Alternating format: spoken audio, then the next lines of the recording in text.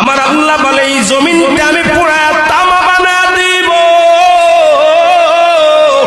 এই জমিনের মধ্যে যত পানি আছে পানিগুলো আমি আল্লাহ পুরায়া ছাই বানা দিব। যেদিন কিচ্ছু বলতে কিচ্ছু থাকবে না, সেদিন থাকবে শুধু আমার আল্লাহ।